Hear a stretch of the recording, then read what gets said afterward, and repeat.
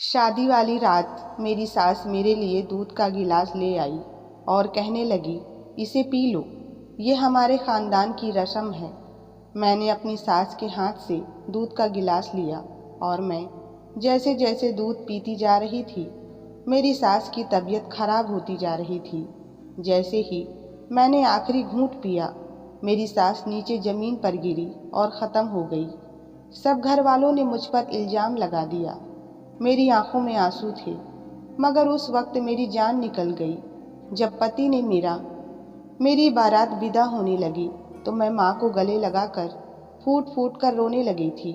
आने वाली जिंदगी का डर मेरे मन पर छाया हुआ था। मुझे अपने पति अजय के बारे में कुछ भी पता नहीं था। वह लोग काफ़ी अमीर थे। बस माँ ने झट से मेरा रिश्ता पक्का कर दिया और मेरी शादी भी कर दी। मैं माँ के गले से लगी हुई थी। माँ ने मेरे कान में कहा कि इस तरह रोते नहीं, आने वाली खुशियाँ आंसुओं को देखकर वापस चली जाती हैं। जाओ अपने घर, आज से वही तुम्हारा घर होगा। मैंने हाँ में सिर हिला दिया और फिर मुझे गाड़ी में बिठा दिया गया था। अजय मेरे साथ वाली सीट पर ही बैठा हुआ था। गाड़ी एक बड़े से बंगले पर जाकर रुकी। अजय ने मेरा हाथ पकड़कर मुझे गाड़ी से निकाला और मेरी नंदे भी मेरा लहंगा थामे हुए थी। मेरी सास मुझ पर फूलों की पत्तियों की बारिश कर रही थी। कुछ देर बाद मैं अपने कमरे में थी। अजय ने अपनी जेब से सोने की चैन निकाल कर मेरे गले में पहना दी। वो कहने लगे, मोना, तुम इस शादी से खुश तो होना? यह वो सवाल था जिसका जवाब मेरे पास नहीं था। मैं सच बोल नहीं सकती थी और झूठ बोलना नहीं चाहती थी। मैं खामोश रही तो अजय बोले, मुझे मालूम है तुम इतनी आसानी से मुझे अपने दिल की बात नहीं बताओगी, मगर मैं तुमसे बिल्कुल भी नहीं शर्माता। मैं तुमसे अपने दिल की हर बात खोल कर करूँगा। मैं इस शादी से बेइंतहा खुश हूँ। उसकी इस तरह की प्यार भरी बातें सुनकर मेरे अंदर का डर धीरे धीरे ख़त्म होता जा रहा था। अजय मुझे यूं ही छोटे छोटे सवाल करता जा रहा था, जिसके जवाब मैं देती जा रही थी। मगर तभी हमारे कमरे का दरवाज़ा बजा। दरवाज़ा खुला तो सामने मेरी सास हाथ में दूध का गिलास लिए खड़ी थी। वो सीधा अंदर आई और मुझे कहने लगी, बहू, ये दूध का गिलास पी लो, यह भी हमारे ख़ानदान की एक रस्म है। मेरे पति कमरे से बाहर जा चुके थे और मेरी सास मेरे पास बैठी थी। मैंने उनके हाथ से दूध का गिलास लिया और उसे पीने लगी, मगर जैसे ही मैंने दूध का गिलास ख़त्म किया, अचानक मेरी सास सोफे से ज़मीन पर गिर गई। मैं ज़ोर ज़ोर से चिल्लाने लगी। मेरे पति ने जल्दी से गाड़ी निकाली और सासू माँ को अस्पताल ले गए। मैं भी उस तरह दुल्हन के लिबास में उनके साथ चली गई थी। अस्पताल में जिसकी भी नज़र मुझ पर पड़ती, वो मुझे हैरत भरी नज़रों से देखने लगती थी। एक औरत के पास से गुजरी तो वो औरत अपने साथ वाली औरत से कहने लगी, लगता है दुल्हन मनहूस है, उसकी शादी वाले दिन ही कोई अस्पताल में दाखिल हो गया है। यह बात सुनकर मेरे रोए कांप उठे थे। मेरी सास आईसीयू में जिंदगी और मौत की जंग लड़ रही थी और मैं ईश्वर की भक्ति में आंसू बहा रही थी। मेरी जिंदगी एक फिल्म की तरह मेरी आंखों के सामने घूम रही थी। मुझे आज भी वह दिन याद है जब मैं 6 साल की थी। तब मेरे पापा को हार्ट अटैक आया था। मेरे पापा हमें छोड़कर सदा के लिए विदा हो गए थे। हमारे घर से सारे मेहमान चले गए। पीछे मैं ही रह गई थी और मेरी माँ। खाने पीने का सामान ख़त्म हो गया था।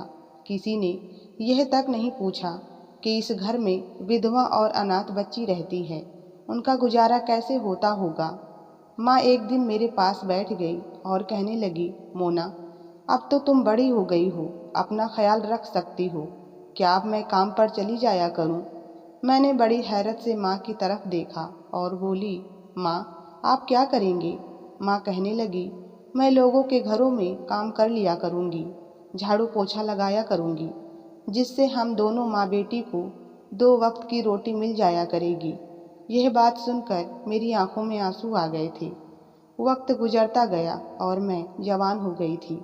मेरी माँ अब भी लोगों के घरों में काम करती थी। मेरी यही ख्वाहिश थी कि मैं अपनी पढ़ाई पूरी करके कोई जॉब करने लगूं ताकि मेरी माँ की हड्डियों को थोड़ा सुकून मिल सके। ये उन दिनों की बात है जब मेरे 12th क्लास के पेपर्स होने लगे थे। तब एक दिन पड़ोस के अंकल का बेटा हमारे घर आया। वो शहर में पढ़ाई करता था।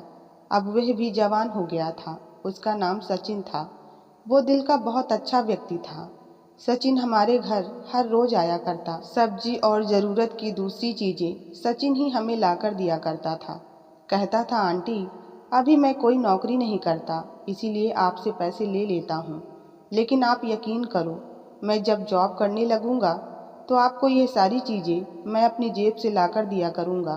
तब माँ ने मुस्कुराकर सचिन के सर पर हाथ रखा और बोली, तुम फिक्र ना करो, मेरे लिए यही बहुत है कि तुम मेरा हाथ बटा देते हो। पता नहीं क्यों मुझे सचिन बहुत अच्छा लगने लगा था। एक दिन सचिन ने मुझसे कहा, मोना तुम मुझे बहुत प्यारी लगती हो, मैं तुमसे शादी करना चाहता हूँ। मैं हक्का बक्का सी उसकी शक्ल देखती रह गई। जैसे ही मेरी जॉब लग जाएगी मैं माँ को तुम्हारा हाथ मांगने के लिए भेज दूंगा और फिर हमारी शादी हो जाएगी। मैं तुमसे वादा करता हूँ कि मैं दुनिया की हर खुशी तुम्हारे कदमों में लाकर रख दूंगा। मैंने यह बात माँ को बताई तो उन्होंने कहा, मैं तुम्हारी शादी सचिन के साथ करने के पक्ष में नहीं हूँ। मुझे एक अमीर लड़का मिल गया है। मैं जिसके घर काम करती हूँ उन्होंने मुझे एक रिश्ते के बारे में बताया है। लड़का तुमसे उम्र में बड़ा है मगर कोई बात नहीं, क्योंकि वो पैसे वाला है। मैंने वहाँ तुम्हारी बात पक्की कर दी है। मैंने कहा, माँ मैं सचिन को पसंद करती हूँ, फिर आप मेरे साथ ऐसा कैसे कर सकती हैं? माँ कहने लगी, मैं तुम्हारी माँ हूँ, तुम्हारा अच्छा सोच रही हूँ। जब तुम्हारे घर में किसी चीज़ की कोई कमी नहीं होगी तो तुम बहुत खुश हो जाओगी। माँ की बात सुनकर मैंने भी जिद नहीं की, क्योंकि मैंने अपनी माँ को सारी ज़िंदगी मेहनत, तकलीफ़ और गरीबी में देखा था। मैंने माँ की बात मान ली थी और फिर मैं शादी करके अपने पति अजय के घर आ गई थी। मगर मेरी शादी की पहली रात ही सास को अटैक आ गया था। ये मात्र एक संजोग था। थोड़ी देर के बाद पता चला कि मेरी सास अब नहीं रही। मेरे पति ने मुझसे कहा, तुम बहुत मनहूस हो। यह बात सुनकर मेरा रंग एकदम से पीला पड़ गया। मैंने तो कभी सपने में भी नहीं सोचा था कि मुझे मेरी शादी के बाद ये सब सुनना पड़ेगा। खैर, मेरी सास के सारे रिश्तेदार इकट्ठा हो चुके थे और हर एक के मुंह पर यही लफ्ज था कि दुल्हन अपनी सास को खा गई है। यह तो बड़ी मनहूस है। इन सब में मेरा क्या कसूर था?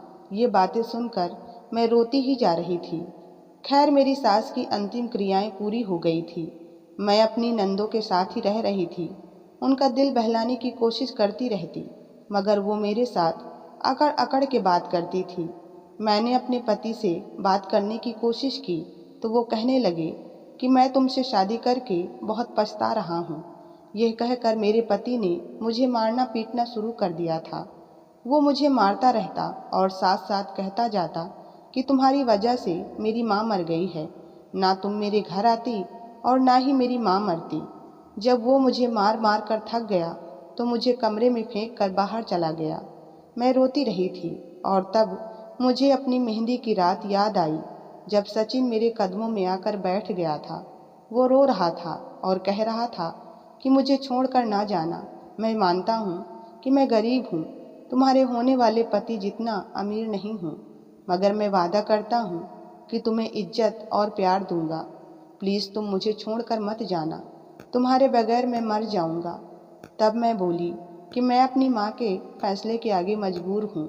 सचिन कहने लगा, अगर तुम्हें कभी भी यह महसूस हो कि तुम्हारा पति अच्छा इंसान नहीं है तो तुम मेरे पास आ जाना, मैं तुम्हें अपना लूँगा। जब मैं अपने जख्मों की तरफ देख रही थी तो मुझे महसूस हुआ कि इस पैसे का मुझे क्या करना है जब मेरा पति मुझे इज्जत ही नहीं दे सकता। मैंने सोच लिया था कि मैं अब उसके साथ नहीं रहूँगी। सुबह मेरे पति अजय मार्केट जा रहे थे, तभी उनका एक्सीडेंट हो गया। उनको अस्पताल में दाखिल करवा दिया गया। बड़ी मुश्किल से उनकी जान बची थी। मेरी नंदों ने बताया था कि उसे पागलपन के दौरे पड़ते रहते हैं।